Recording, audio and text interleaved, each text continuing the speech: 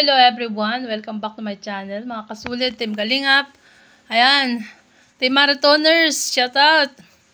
Siyempre ang Team Edsy, no? So, ang ating re-reactionan ay walang iba kundi ang vlog mula kay Angelica. Oh, yan guys. So, siyempre bago ko umpisa ng ating reaction video, please like and share. And subscribe sa ating YouTube channel. Please support and subscribe, Kalingap Rab, Kuya Bal Santos Matubang, Ate Edna, sa lahat ng K-Boys, sa lahat ng Kalingap, small Kalingap vloggers, at syempre, no, ang ating YouTube channel, guys. So, umpisaan na natin to mga kasulit.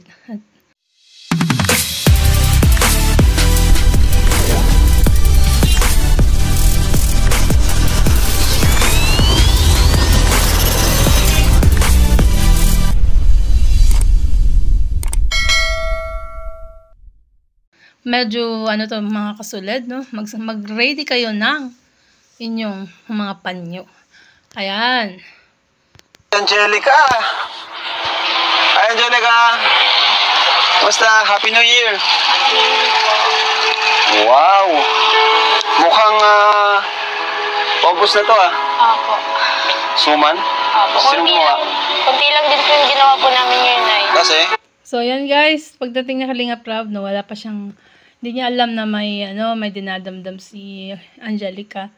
Kaya pagbungad at pagbungad niya ay napakasaya pa ng kanyang aura, no? Tapos, yan, nagtanong na si Kalingap Rab, ba't kukunti lang daw ang paninda ni Angelica.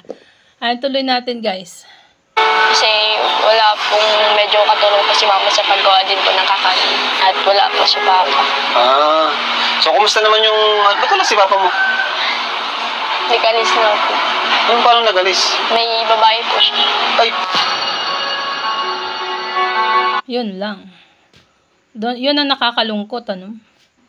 Pambihira. New Year na New Year. May pagsubok sa pamilya nila Angelica.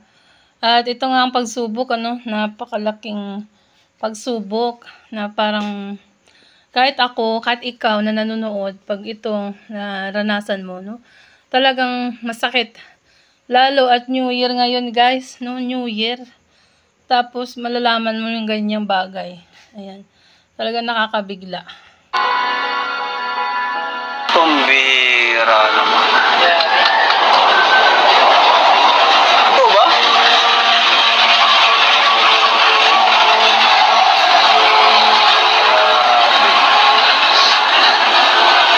Matagal na ba yan o ngayon lang? Matagal yun ang nahuli o... Marami po nakahuli pero hindi po namin masabi kay mama. Yung una ko po, yung tita ko po, nakita daw po sa Capitol yun, may kaangkas daw pong babae. Tapos yung ano din po, nag-amin po siya dun sa papa po ng mama ko na siya pa po nag-amin po na may babae daw po siya. Inamin na... Ay, pambira. Inamin na talaga. Kasi nga, marami na daw nakakakita na may angkas na babae. Naku po. Shoutout sa'yo ate. Hindi mo ba alam na ang sinamahan mo ay na maraming anak? At pambihira, maliliit pa ang iba, nag-aaral ng elementary. Tapos, hindi mo man lang inisip, no? Ang inisip ng babae na sumama doon sa tatay ni Angelica, yung kanyang kaligayahan. Ayan, pambihira. Ano ang papatay mo? Nung ano lang po, nung January 1. May bagong taon pati ano? Sinakto pa talaga nung papa mo ngayong bagong taon? Bagong taon, bagong asawa. Pero Kaya nga, bagong taon, bagong asawa. Pambihira. Hindi man lang naawa sa mga anak. Si Angelica ang panganay dyan. So, 19 years old siya. So malamang ang kanyang mga kapatid ay mga bata pa yung iba, guys. Minor, no? Ayan. grabe sorry sa nangyari sa papa mo. Hindi kayo na lang ngayon. Kayo na lang. Kumusta si mama mo? Medyo hindi po okay. Medyo hindi po okay po si mama. Kasi yun nga po, grabe din po yung sacrifice po ng mama ko eh. Kasi yun lang din po yung gagawin ni papa. Hindi po akalain ni mama na magagawa po yun ni papa sa kanya. Lalo na po kami ang tatandaan na po namin at alam niya po may anak po siyang babae. Yun lang. No? Yan. Dapat inisip din naman ni tatay yung kalagayan ng kanyang mga anak na kanyang iniwan. Ayan, pambihira. At ang kumbaga, yung paghahanap buhay lang nila ay yan nga guys, no? Yung nagtitinda lang sila ng kakanin. Ayan. Tapos, pambihira. Sumama lang sa iba. Ayan, hindi na kontento sa asawa niya. Susinda. Mas nagawa niya po yun. Masakit niya sa akin, Kuya Rab, kasi may grabe po yung tampo, tapos galit ko po kay Papa. Ilan kayo magkakapatid? 8 po kami. 8 kayo. Papa. Ngayon, edi 8. So, pambihira yan. At ang nanay niya, siya na lang magbubuhay sa kanila. Buti kung magbibigay ng sustento itong papa niya. Pambihira guys. Grabe itong nangyari na pagsubok sa buhay ni Angelica, no? At sa buong family niya, mga kasulid. Ayan. nanay mo na lang, saka ikaw ang tumutulong para sa inyong magkakapatid.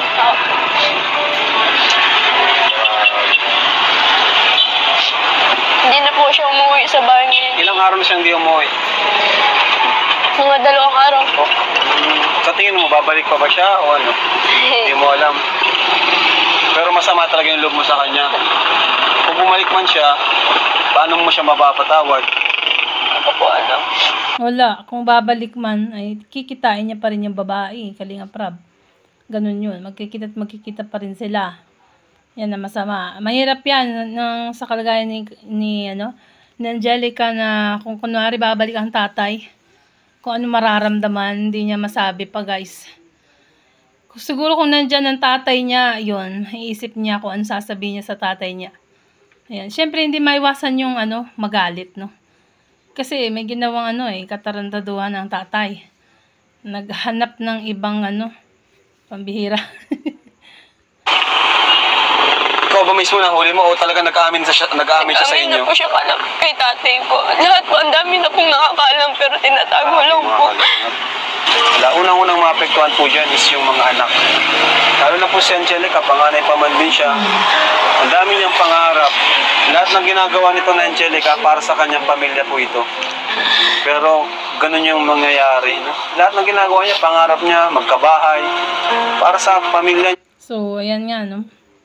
Si Angelica talaga maapektuhan. At saka lalo na, may anak na babae ang tatay. So, syempre, di ba, kung anong ginawa mo sa kapwa mo, gagawin din sa'yo. Ayan. Kaya mahirap yon na may pambawi ng may ang tawag doon, parang, ibig sabihin, na yung tawag doon, pag may babae kang anak, tas may ginawa yung tatay na kabulastugan, parang maano doon sa babae, no? Parang ganun. Niya, sa magulang niya, para maging proud sa kanya. Pero kapag yun na mismo yung sumira, yung pamilya na mismo, yung miyembro ng pamilya na yung sumira, parang pati ikaw mawalan ka ng gana, di ba? Parang mawalan ka na ng gana. Buti na lang mga kalingap, andito tayo para i-guide si Angelica sa nangyari. And yun, kasi di rin niya alam kung saan siya pupunta, kung nagtuloy-tuloy yung ganun pangyayari na wala tayo. Baka pati si Angelica, mag-asawa na rin yan. Naku po, wag naman muna, Angelica. Kawawa ang mga kapatid mo na may maliliit pa man, Siyempre, 8 sila. So, ilang taon ng bunso, guys, sa palagay nyo, no? Hanap siya ng karamay. Grabe, no? Sana maging okay din ang lahat. Kung naman yung mangyari, Angelica,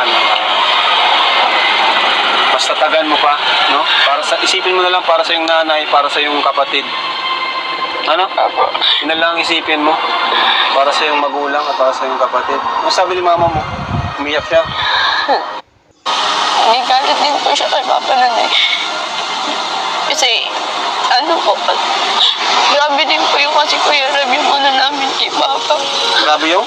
Yung paghihirap din po. Hindi niya po naisip yun. Kasi sa sobra pong daming utang niya. Siguro po, iniwan daw. Ganun po kasi si Papa. Pag marami na pong utang, iniiwan na po sa amin lahat. Ay, pambira. Yun pala, ugali, no? Nagmutang siya tapos iiwanan sila para sila ang magbabayad. Sus, inday, sakit naman yan. Talagang, kung ano, magagalit ka talaga doon. Wala naman kasing matutuwa sa ginawa niya, guys, ng tatay ni Angelica. Ay, naku po. Buhay nga naman, ano? Iniwan na po kay mama. Sa sobra din po ata kabarkadahan po ni Papa. Siguro yun po ang nakuha niya sa pagiging barkada niya po sa mga ano niya po. Tinuturuan po siya ng gano'n. Yun lang. No? Nasugsugan sa Ilocano. Natutong mga babae. Natutong, maghanap ng iba. Ayan, pambihira. Kasi kung talagang may barkada ka, anuhin ka talaga ng barkada mo. Kumbaga parang matututo ka, na kunwari ikaw mabait. Tapos inaano ka ng barkada mo, sige, gawin mo yan. Ka din, mambabae ka, o ganun, pambihira. Yun lang, no? Medyo kailangan talaga tayo ni Angelica. Hindi lang financially, mas kailangan niya tayo emotionally, no? Kanya pinagdadaan mo. Siguro andyan lang, mapayo ko lang ay pagdasal mo na lang, no? Sa Panginoon yung mga problema mo. At andito naman kami. Salamat po. Andito pa naman kami. Na handang tumulong sa'yo. Thank you po. Gawin mo na lang motivation yon na someday pagsisisihan niya mangyari. Pagsisisihan niya kasi natupad mo yung mga pangarap mo para sa iyong pamilya na wala siya. Diba? Kung mas pinili niya yung babae niya kaysa sa inyo, sigurado yun, pagsisisihan niya yun balang araw. Tama. Magsisisi at magsisisi yan. Yan. 8 ang anak ni kuya nung iniwan niya yun. O anong mangyayari sa kanya? Kunwari pagtanda niya, tapos hindi naman siya alagaan ng bagong asawa. O, sasabihin niya siguro. Ayan, sasabihin ng bagong asawa, ay, pag kunwari may sakit na yun, no? Doon ka sa pamilya mo para sila mag-alaga sa'yo. Ganun, sasabihin ng babae. Yung sinamahan niya. Ayun. Ngayon, syempre, baguhan pa lang sila, no? Masaya pa. Pero pag nagtagal yan, ayan, doon mararamdaman. Ayan. Diba, guys? Kasi lahat kayong magkakapatid, syempre, magkatanim ng sama ng loob sa kanya, di ba? So tatanda siya nang wala siyang anak. Parang ganun yung mangyayari. Sana matauhan po siya kung mapanood naman ito. Sana matauhan. Kaya man yan, Angelica. Ang problema, baka hindi nanonood, Kalinga Prab. Yun lang. Pero siguro, papanoorin niya yan, no? Sana kuya, no? Panoorin mo ang vlog. Para maano mo yung kasalanan mo. Ang hirap itong ginagawa ng Angelica, guys, na nagtitinda siya ng may daladalang sama ng loob, ikat. Pero kaya mo naman mag-aral. Yun, mag-aral ka pa rin. Ano man ang problema. Siyempre, andito rin kami. Hindi lang kami. Diba? Andito si Coach para i-comfort. Coach, halika, Coach! Yan. So, syempre, Angelica, mag-aaral pa rin, no? Tapusin pag-aaral. Kahit anong mangyari, no? Ayan. Para din yan sa iyong family. At sa inyong mga kapatid. Grabe si Coach, oh. Macho Papi. Coach, may problema pala si Angelica. Alam mo ba yan? Nabanggit lang din po sa akin, pero di ko pa alam yung full details po, kaya di rin po ako makapagsalita po. Kumusta? Baka magaya naman mata mo Siya, okay ka na? Hindi. Hindi mo ako na yan eh. Sana nakakausap ko, di ba? Kumusta ka na ngayon? Kumusta ka na?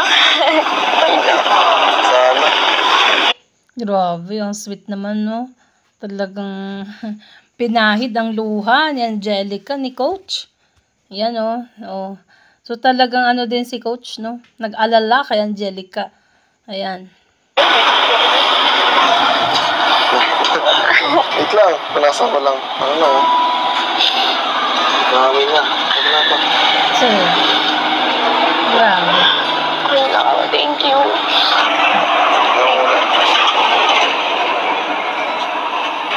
Diyan ka pa nag-uwi sa inyo. Nakwento mo na sa kanila. Eh, kaya alam na din yun ni nakita din sa kanya.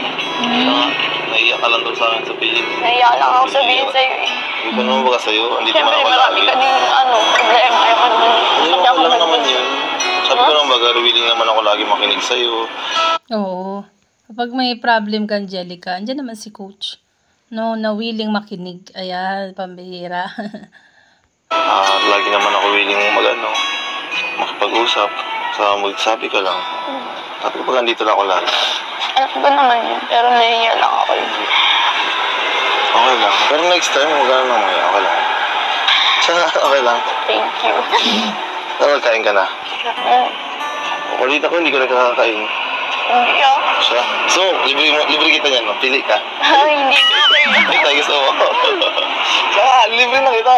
Okay lang. Diba? Para din matapos ka na dito. So, kukunti ang paninda ni Angelica, guys, kasi wala daw kasamang magluto, no? So, parang na-stress sila, guys. Sana naman ay malabanan mo ang, pagsubok lang yan, Angelica. Kaya mo yan. Andyan naman si coach. Ayan. Alam mo, May kapalitan naman ako, si Bibi. sino yung pangilan? Pangilan kapatid mo? Ha? Yung pangilan? Pang ano siya, pang 6. Yung dalaga-dalaga na siya. Okay. May edad na din.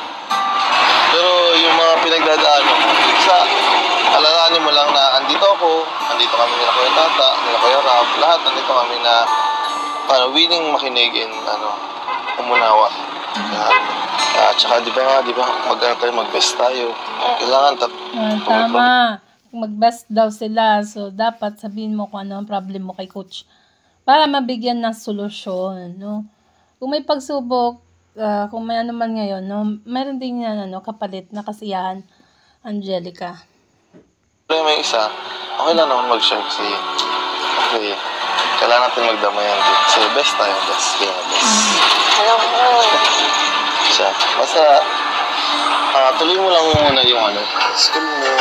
Siguro, talaga may iwasan na medyo malungkot ka kasi sa pinagdadaan mo. Kaya, ang hirap pati ng pinagdadaan mo. Nagulat nga ako nung nalaman ko. Sanabi nga na, nahiya ka nga daw sa akin na ikwento. Kaya, di ba nila nagsabi sa akin? Tinatanong mga kita, sabi mo, okay ka lang. Sabi ko, hindi ka naman ako. Kasi, hindi ka naman ganun mag-chat eh.